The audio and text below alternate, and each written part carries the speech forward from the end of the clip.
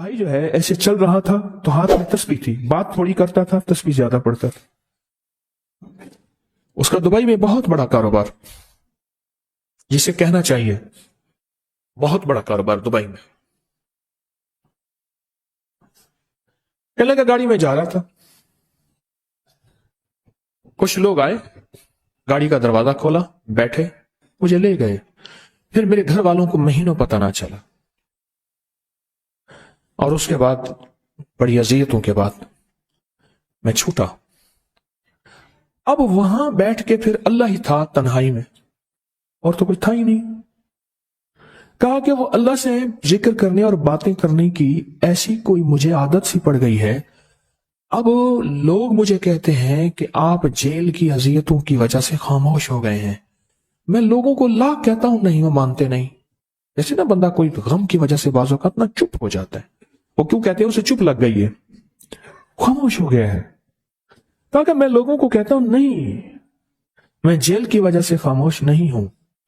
اس قید نے، اس جیل نے میرے اوپر جو آزمائش بھیجی ہے، اس قید نے اور جیل نے میرے اوپر جو آزمائش بھیجی ہے، اور میں پھر وہاں ذکر کا عادی بنا، دعاؤں کا عادی بنا، تسبیح کا عادی بنا، اعمال کا عادی بنا، اور وہ عادت سی پڑ گئی ہے، اور وہ عادت سی ایسی پڑی ہے کہ بس سارا دن اب اسی میں لگا رہتا،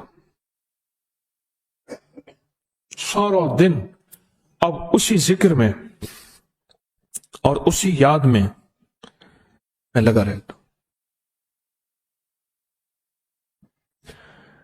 کہیں ایسا نہ ہو ہم بھی اگر ذکر سے غافل ہوئے، تسبیح سے غافل ہوئے، خدا نہ خواستہ ایسی آزمائش آ جائے اور پھر ہم ذکر اور تسبیح اور اعمال کے عادی بن جائیں، اللہ سے عافیت مانگے۔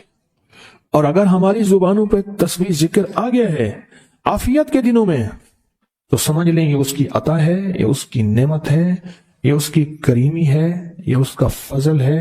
اس نے بہت بڑی آزمائش سے پہلے ہمارے اوپر اتنا کرم کر دیا، اس کا بہت بڑا کرم ہے۔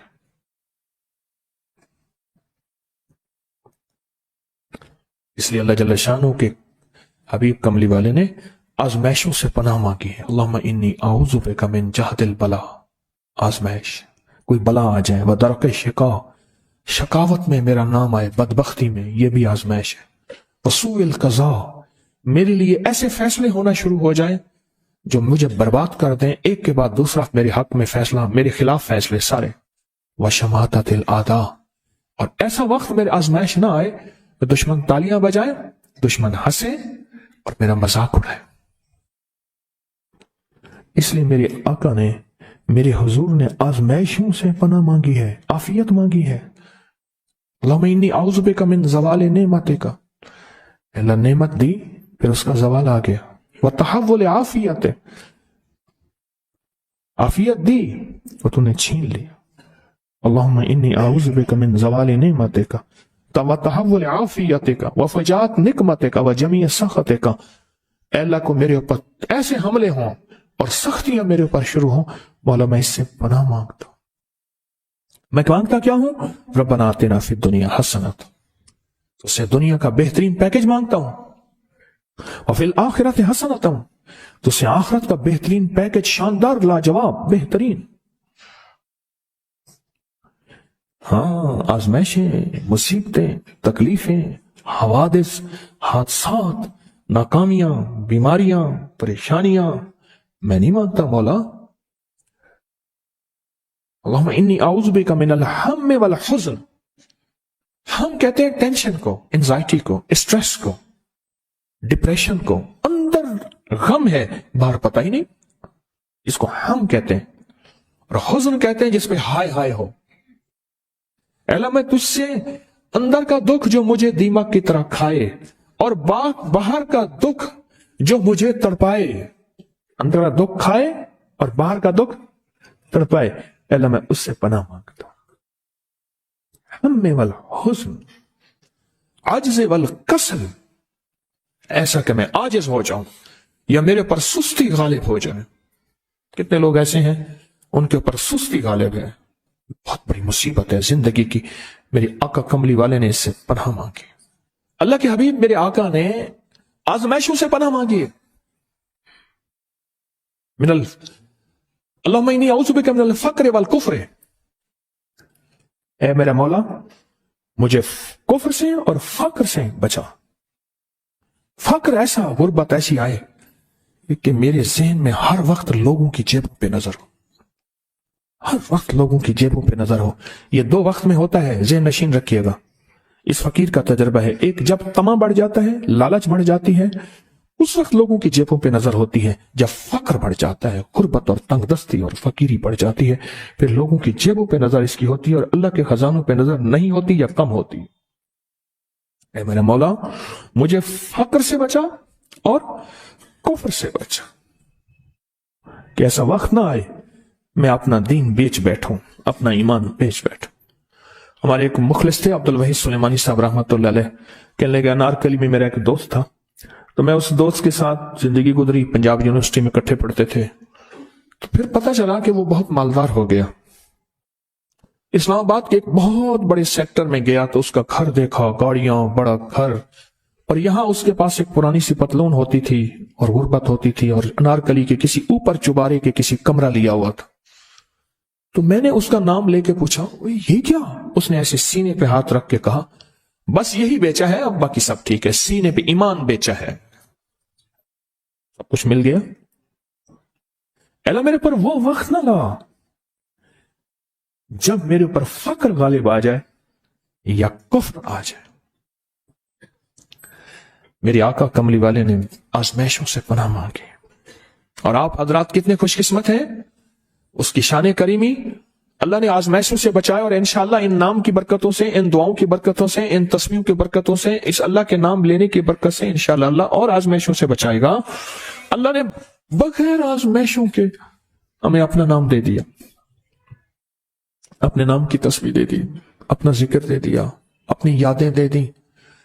इसी जगह मुंह से अल्लाह निकल जाता है, कहीं रहमान निकल जाता है, कहीं बिस्मिल्लाह निकल जाता है।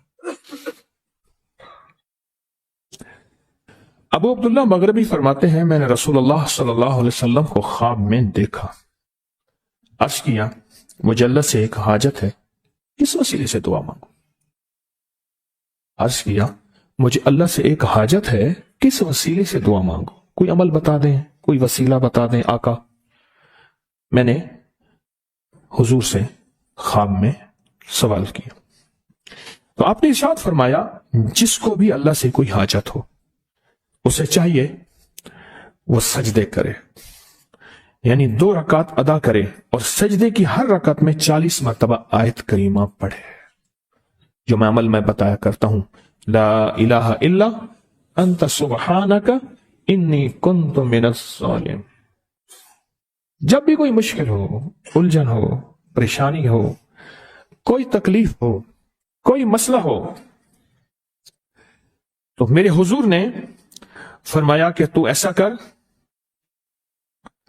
तू ऐसा कर, तू क्या कर, तो नफिल पढ़, हर रकात में सुभान रब्बियल आला के बाद 40 मरतबा आयत करीमा पढ़, और पढ़ ऐसे डूब डूब के, मांग मांग के, गिड़गिड़ा के, भिखारी मोहताज साइल और मंगता बन के पढ़।